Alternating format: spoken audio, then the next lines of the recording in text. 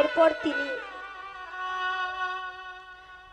আজ রামনারায়ণ ঘোষাল আচার্য ভগবান গাঙ্গুলির হাতে লোকনাথকে তুলে দিলেন।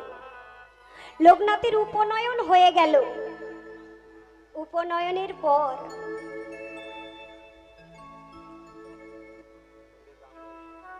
এবার নিজে আজ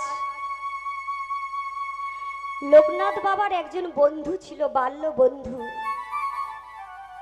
যার নাম ছিল বেণীমাধব চক্রবর্তী। ওই বেণীমাধব চক্রবর্তী দুজনের বয়স ছিল তখন 11 বছর। দুজনেই ভগবান গাঙ্গুলির কাছে দীক্ষা গ্রহণ করলেন। দীক্ষা গ্রহণ করে গুরুদেবের সঙ্গে গৃহ ত্যাগ করলেন।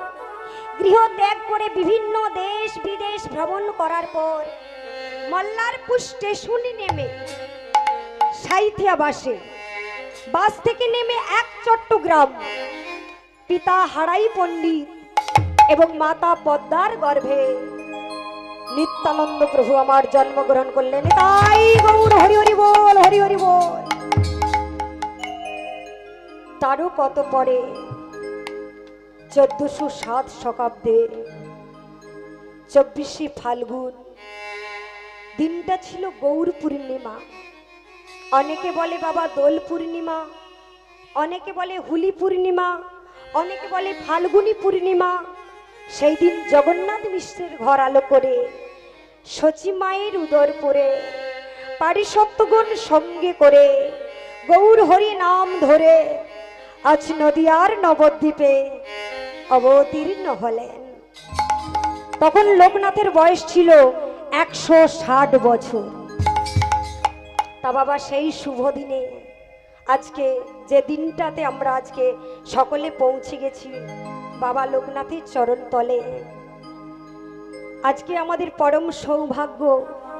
আজকে আমরা বাবার কাছে আসতে পেরেছি। আমরা প্রত্যেকেই বাবার কৃপা পাবো, তার সঙ্গে হরিনাম করব আর হরিনামে মেতে যাব।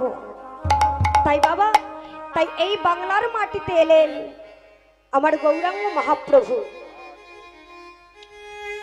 সর্বশেষে মহাপ্রভু দাদা নিত্যানন্দকে পাঠালেন। দাদা নিত্যানন্দ এলেন কোথায়? আমাদের যে সামনে মেছাদা, মেছাদা থেকে হাওড়া, হাওড়া থেকে ব্যান্ডেল, ব্যান্ডেল থেকে EIR লাইন।